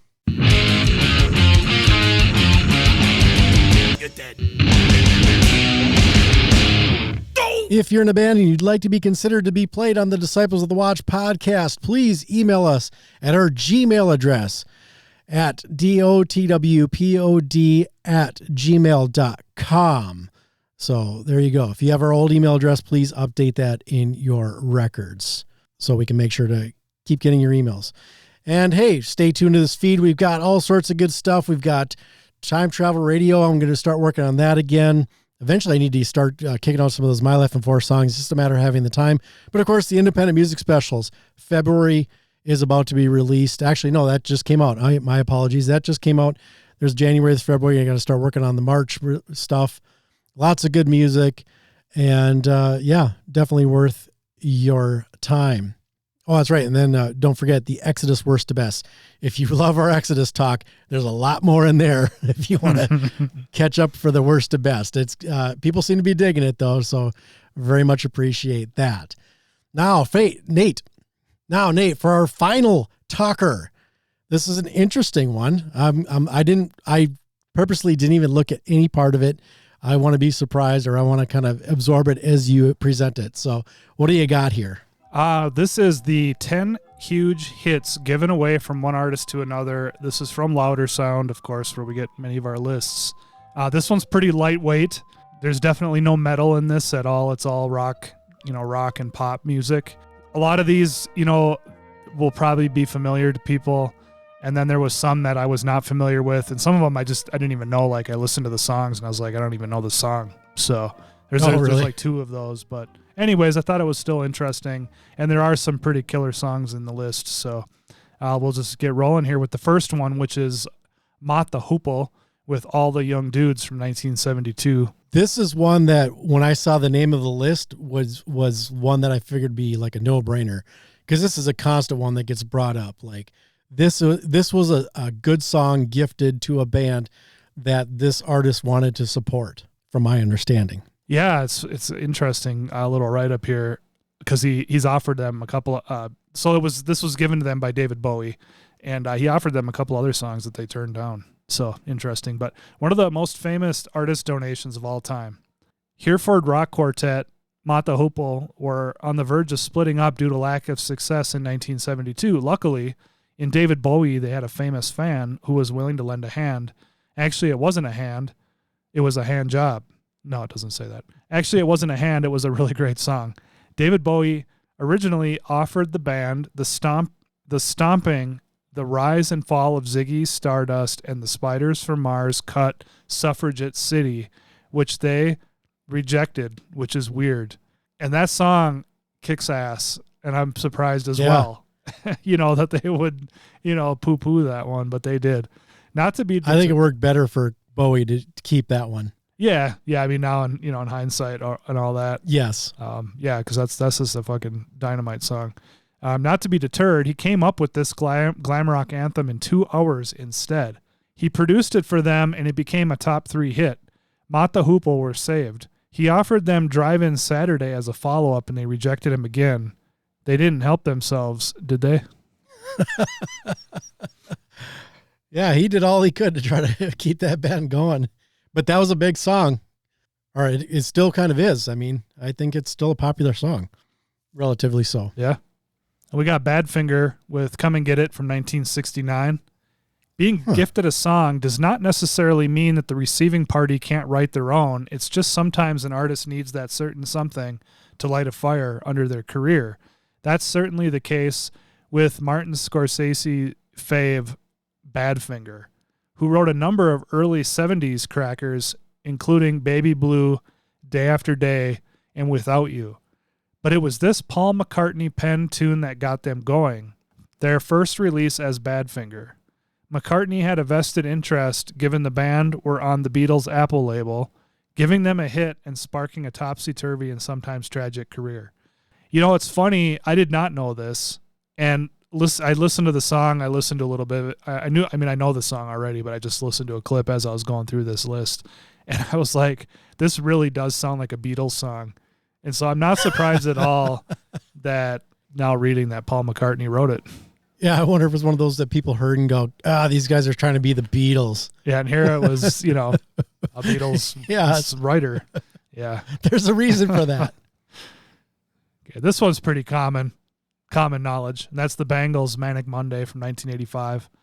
One of the many songs to be outsourced from Paisley Park. The most famous is Sinead O'Connor's timeless take on Nothing Compares to You, but given it had already been recorded by Prince offshoot The Family, it probably counts as a cover. The jaunty, jubilant pop of Manic Monday doesn't, though. Prince originally wrote this for his female singing trio Apollonia 6 before re-diverting it to LA pop quartet The Bangles, who happily received it. Prince, who donated the song under the pseudonym of Christopher, kept the track off the #1 spot in the U.S. charts because of his own kiss was planted there. That I didn't know. I mean, as far as he was competing with himself in the fashion as a songwriter. Yeah. Well, it's funny. He had 2 songs in the charts there. Yeah, as 2 different artists, him and the Bangles. This one, definitely very familiar song. I'm sure most people know it, but I didn't know the story behind it. So we got Stevie Nicks, "Stop Dragging My Heart Around" from 1981. It's perhaps being a bit liberal with the truth to describe "Stop Dragging My Heart Around" as a song given to Stevie Nicks. This was more a stolen song. Nicks is one of the all-time great songwriters, but she was desperate for Tom Petty to write her a track that would give her debut solo album, a taste of the Heartbreakers sound that she was so into at the time. Petty did. The song was called Insider and turned out so good that he decided to keep it for himself. Here's where producer Jimmy Levine worked with Nicks and Petty at the same time, pulled off a sneaky move.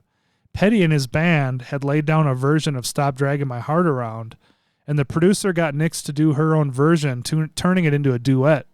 Petty was miffed at the time, but came to grow fond of the clandestine collaboration, sometimes joining Nicks on stage to perform it. No, I didn't know that. That's a really cool song.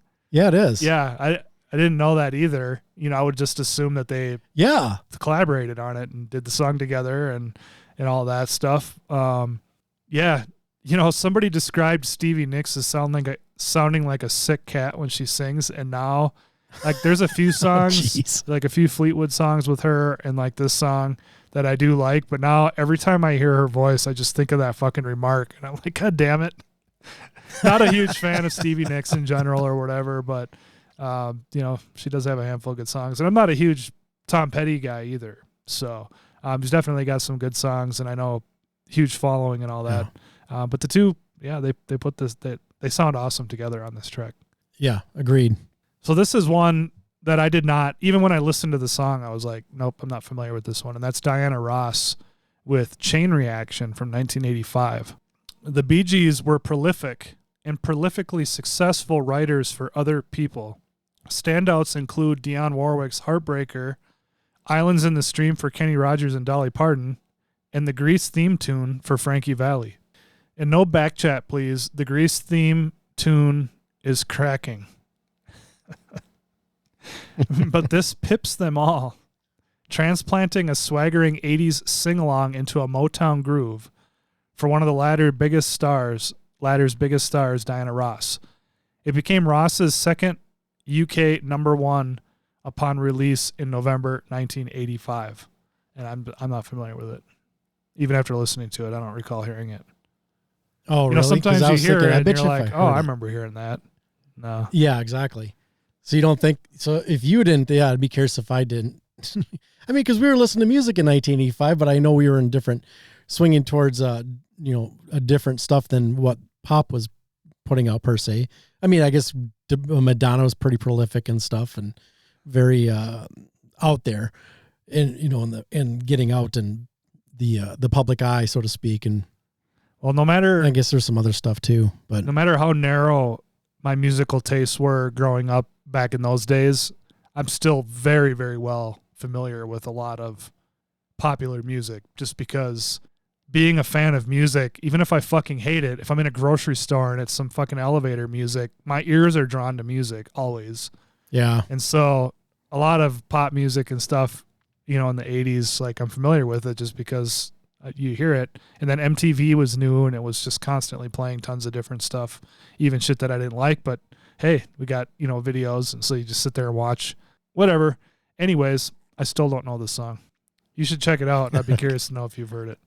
Next one on the list is Crosby, Stills, Nash and Young with Woodstock from 1970.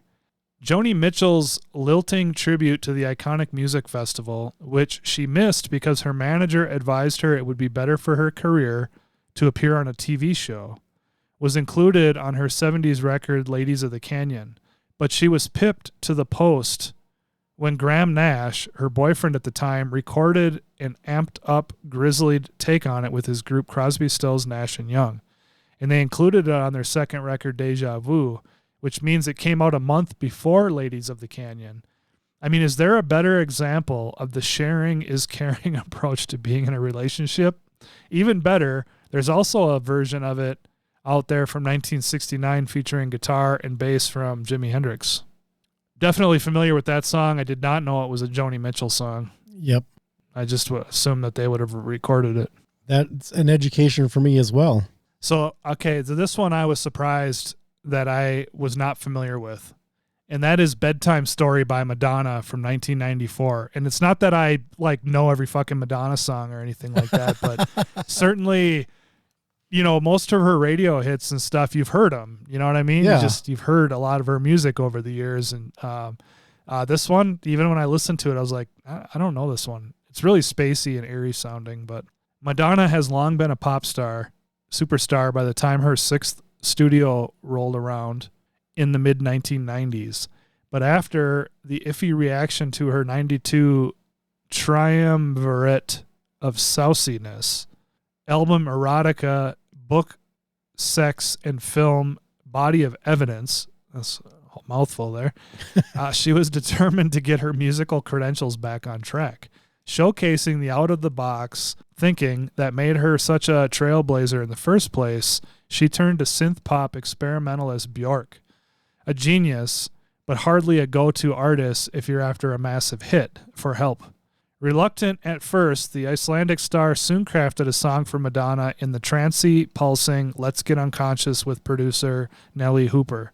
Retitled Bedtime Story by Madonna, it became the sort of title track to parent album Bedtime Stories and opened up Madonna's sound to the new sort of electronic pop anthems she would take to new heights with her late 90s masterpiece, Ray of Light. You're not missing out. If you don't know that one, you are not missing out. Yeah, that Trust Diana me. Ross song, I just did a quick sample of it. I don't recognize it. No, me either. This one you'll know. And that's Tina Turner's Private Dancer from 1984. Who doesn't remember Tina Turner songs from the 80s? Yeah. You know what I mean? Well, If yeah, you were because it was a alive back huge then. thing, you know, with her history and her relationship with her freaking music collaborator / husband wife beater. You know, that was very much talked about even back then. And for her to come swinging out and having such a huge album was fucking awesome. I don't know if wasn't this a cover though, not a gift? I guess we'll see what happens when they talk about it. Yeah, let's see what the write-up says. Everything about the title track to Tina Turner's all-conquering, career-changing fifth solo album changes when you discover it was written by Dire Straits' main man Mark Knopfler. In Turner's hands, the lyric is weary and soulful, lending the huge hook its emotional anchor. There is, on a shelf somewhere, a Dire Straits recording of it, but no one ever needs to hear Mark Knopfler, the sort of bloke who has always looked like he was born in his late 40s, sing the words, "I'm your private dancer, a dancer for money, and any old music will do." Not unless it's a scene in an Alan Partridge show. Knopfler obviously thought the same, binning off his band's version and giving it to Turner 2 years later. But not before he repurposed the melody for Dire Straits' Love Over Gold, which is pretty rubbish, FYI. You know what? I was thinking of a different song. As soon as you start talking about Mark Knopfler, I'm like, oh, wait a minute. I remember that. I'm thinking of a different song, but I can't. I wonder if it's What's Love Got to Do with It. Maybe that's the one I'm thinking of. Hey, that was a popular song. I hear people singing that randomly out in public. Funny. Huh. Like even recently, I was out like somewhere in the mountains and some people were singing it. It's like, Oh, wow. really? Yeah. Yeah, I'm almost sure it's What's Love Got to Do with It, but I'm not positive. Because I've heard the other version. I think it was in that documentary I watched. That might be why it's in my brain. Oh, there we go. So the Bucks Fizz recorded, the group went on to record it in February of 1984, but sung by male member Bobby G. Yeah. Anyhow, so yeah, that's the one I was thinking of. So good. Yeah, Private Dancer. I forgot about that. Mark Knopfler. Yep. As soon as you start talking about Dire Straits, I'm like, oh shit, yeah, that's right. I didn't know that history at all on that one. I mean, I knew the song, but I didn't have no idea that Mark Knopfler wrote it. Yeah, it'd be one of those that I wouldn't think of off the top of my head. But as soon as, like I said, as soon as you started plugging in those names up, then it was like that triggered that memory. And that may have been covered in the documentary too, where they're talking about Mark Knopfler. All right, next up we got James Taylor, You've Got a Friend from 1971. Oh. That's an understatement. U.S. singer-songwriter Taylor has one of the most generous friends of all in Carole King.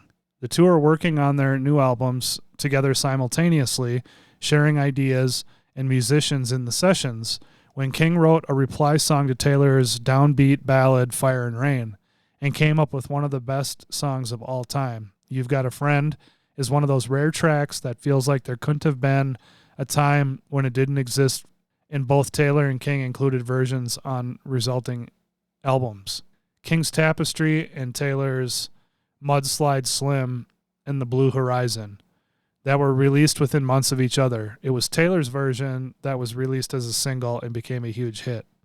Hope he said thanks. All right, the final one is Patti Smith Group with Because of the Night from 1978. Good song. In another cunning little maneuver by Jimmy Levine, the producer was working with Bruce Springsteen in the E Street Band. At the same time, he was in the studio with Patti Smith, and when he watched the boss struggling to lay down a satisfactory version of Because of the Night, he had a light bulb moment, telling Springsteen how much he wanted Smith to have a hit. He suggested giving this driving, powerful anthem to her, and Springsteen was down with it. The punk poet legend tweaked the lyrics slightly, and its success propelled her third studio, Easter, to triumph.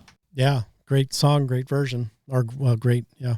That's cool that he was willing to give it up without having to be stolen from or, Tom Petty'd with it. Yeah, that's it's interesting because, like Man for Man, which I mentioned at the very beginning of the podcast, because I was surprised actually that neither of those songs that Bruce Springsteen wrote that they used was on this list, but they covered them. That's why. Oh, right, because he So did record those and put those on an album, so those weren't like something they Yep. wrote and gave to them. Yeah, that's true. They just made them better. It's like for Bruce Springsteen songs, they're like, hey, that's not too bad. But for Man, the magic that they did with those two songs was like, it's unrecognizable to what Springsteen did with them. So yeah, I think if it wasn't for Manfred Mann, nobody would know who Springsteen was. You think so? Because of the covers. Yeah. They single-handedly launched his popularity. Yeah. Oh, man. Yeah. Who wrote that song? It's this guy named Bruce Springsteen. Oh, you should check him out. That kid might have a career on his hands. Respect to Bruce Springsteen or whatever, but I have never, ever fucking liked Bruce Springsteen. And I still remember like being in junior high and there was this kid that was like really into fucking Bruce Springsteen. And even back then I was like, how could you proclaim yourself a fan of Bruce Springsteen?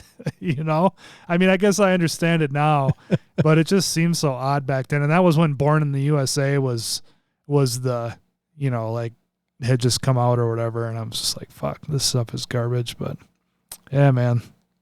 But I'm obviously in a minority because he's wildly popular. So. Oh yeah.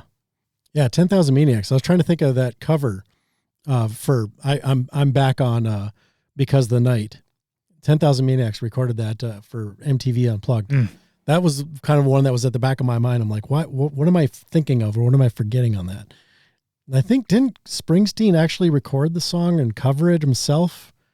I feel like I've heard him singing it, but I don't know, maybe it was just a bad dream. It might have been a bad dream. All right. Well, yeah, that was cool. Interesting. We had a little education there. We talked some different music going on there. And of course, anytime we can mention the Bee Gees, why not? Yeah, funny. I didn't know that the Bee Gees wrote that Grease song. Oh, really? Yeah. I know they were selling stuff, and one of them that popped into my head immediately was Islands in the Stream. I didn't know they wrote that one either, which I hit. can't not stand that fucking song. And I'm a country music fan, and both Kenny Rogers and Dolly Parton are way on the fucking bottom of my list of country artists. That, I mean, to me, that's like the pop music we hate. That's the pop music of country right there. It's like that's where it began, right there in the 80s. Yep. Yeah, and Barry did background vocals on that too. Maybe the whole band, I'm not sure, but I feel like it was. I know Barry was involved. Barry Gibb. So cool. All right. Well, obviously we've got to wrap up with a song, and that was an interesting list. So I'll be curious to see what you selected from said list to send everybody off with. Well, I picked what I feel like is the strongest song on the list, and that's Stop Dragging My Heart Around. Nice. So, and that was, from Stevie Nicks' album Belladonna. And, man, I mean, it just is a really good rock song all around. Yeah. Very well crafted, very well done. And of course, having Tom Petty on there. Yeah. I dig it. It wouldn't be the same I dig me without some him, Tom Petty. honestly. I can't imagine it. But how else would you imagine it if that's all you've ever heard is him singing on it with her? Yeah. Yeah. True. And their voices blend really well on it when they're singing together and stuff. And of course, then they're each taking vocal lines and stuff. So yeah, there's some layers here. So there you go. Stevie Nicks, Belladonna, Stop Dragging My Heart Around. I don't think if you have said 10 years or 11 years ago when we started this podcast, we'd be playing a Stevie Nicks song, I probably would have thought you were on crack. And I might have been. No, but here we are. Yeah, here we go. It's rolling. Yeah, what happened in Jamaica? How much crack were you on? Hey, true story. Like, what? We got to... You get offered a lot of cocaine in Jamaica. The guys on the beach, they're publicly, they're just walking up selling magic mushrooms, weed, hash, pot brownies, coke. I don't fuck around, so I've kind of been curious. I bet you they probably got good dynamite fucking coke out there in the Caribbean. You know what I mean? Yeah, they're not cutting it like they are here in the States. Fuck. Get the good Get stuff. all blasted and I can lay on the beach. Yeah, and listen to some Stevie Nicks. All right, well, here you go. Here's the song. Hopefully you're sober, or hopefully you're on whatever you need to be. But good song, good tune, and nothing wrong with that. Nate, always cool hanging with you. Word. And until next time, my friends. Stay heavy.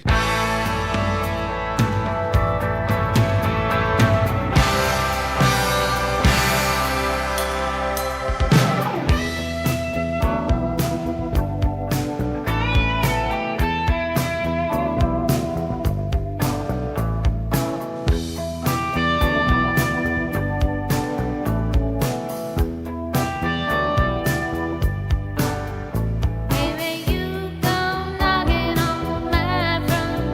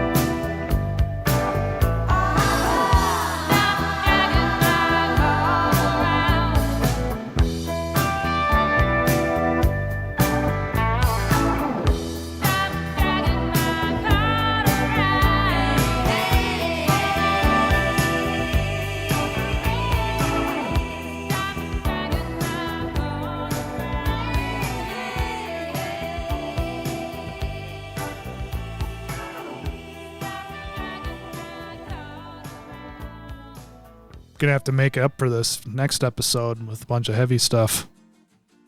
Thank you for listening to Disciples of the Watch. This episode was produced by Gene Vogel and Nathan Matinich. All music is property of the artist or the publisher. Please buy music and support the art we all love. Editing on this episode was done by Gene Vogel. Check out our website, dotwpod.com, for show notes, links, and more information on the show, as well as connections to social media. Don't forget to subscribe to the show using your preferred podcast application, or use our FeedBurner RSS feed listed on our website. Plug it into your browser or whatever app you're using, and then you will get all of the goodness moving forward. And you can also download the show as MP3 files from dotwpod.com. If you'd like to support the show, please click on the support us link at our website. As well, we have Patreon, so you can do a monthly contribution if you so desire, or purchase some of our merch from our website. Thank you for listening, friends, and stay heavy.